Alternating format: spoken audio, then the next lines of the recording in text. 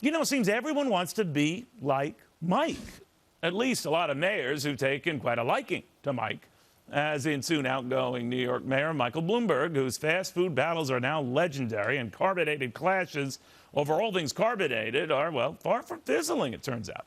A bunch of big city mayors are getting in on the act by proposing strict limits to using food stamps to buy soda, and down the road, a lot of other stuff that they do not like. But is that their call to a guy from Bennigan's who says, butt out, slippery slope? CEO Paul Mangiamele. Paul, your issue with this isn't so much the food stamp part, but telling folks what they can do with the food stamps. That's exactly right. I think maybe Mike and Dr. Pepper got in a tussle at one point, and Dr. Pepper beat the hell out of him. I really don't know, but there's this mandate coming. And look, the overarching idea of helping the obesity problem in this country is great. But the government overreach into mandating what they can or cannot drink or what they can and cannot eat is wrong. This is a country of choice. And so that's what we should have. But here's the argument against it. I concur with you. But here's the argument. Well, look at you. I mean, you're a military guy. Take very good care of yourself. You've turned this town around completely. But you're into personal responsibility. Not everyone is. So if they can't do it and won't do it, and if they're racking up our medical costs, then the government has to do it. That is the argument. What do you say?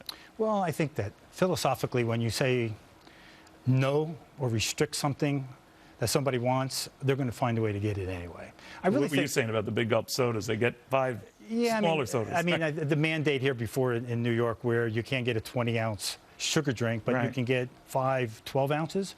So, I mean, there's always a way around it. For the heck of it. Confuse the hell out of me, but go ahead. You know, there's always a way around it. I think let's go back to the genesis of the whole thing, which is education. Let's do more education on nutrition. Most of the people in our business are doing that now. In many restaurants, we're posting nutritional information. We're trying to educate, yet still let our guests retain the choice. But you have to do calorie counts on your menus and all that, right? Absolutely. Now you have a lot of delicious things, so you're fine.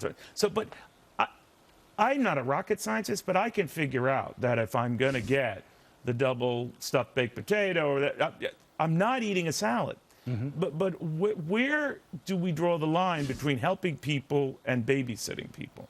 Well, again, I think it's not only part of the education, but it's moderation.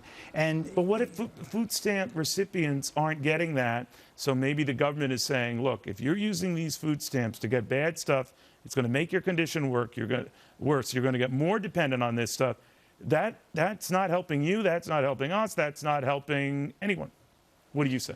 Well, again, it's the approach. To restrict or to mandate what they can and cannot buy is probably not the right way to go about it, as much as maybe breaking it more into an educational selections where we're helping the folks on food stamps get more nutritional choices from the purchases. You know, it's just like when you go into a restaurant. I mean, look, you can go into any restaurant and be as good or as bad as you want to be. Right. You know, some of it is common sense, which isn't so common anymore. Well, your restaurants, it make it a little too tempting. And that is our goal. That is your goal. But you know where this goes? I think it's always a goal, whether it's Michael Bloomberg, it was certainly a well-intentioned billionaire or whatever.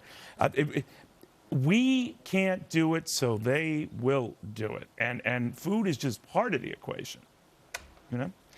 Well, it is. But again, I think when you're taking a draconian approach to it and taking away the piece that would really help in terms of some education and teaching some moderation, this wonderful word called discipline, right, it would probably help the situation more than saying, I mean, even when you were a kid, when your parents said no, you're going to find a way to go get it, whatever it was, because that's the precious prize. And so I just think the best way to maybe solve this is to come into Bennigan's, have a Monte Cristo, have a beer, enjoy all of our locations. That's the one sandwich I can't stand. It's like it doesn't know what it is. Are you sweet or you're not sweet? But it loves you. It does. It certainly does.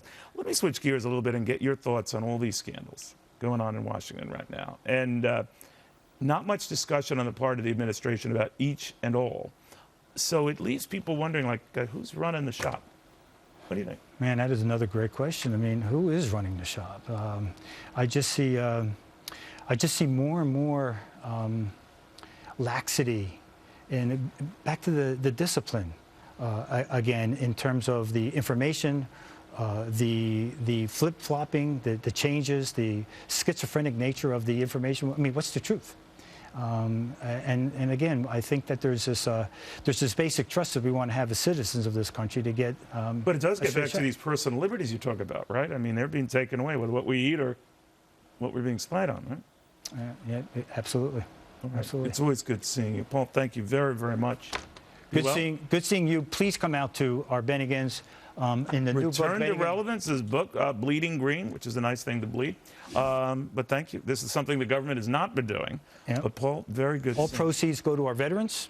And, Really? and we are with VetFran and the Coalition to Salute America's Heroes, where we are doing Wall of Heroes in the restaurants. And again, all money goes to helping these brave men and women back into the mainstream of business. Good for you, because you've never forgotten them, that's for sure. Absolutely.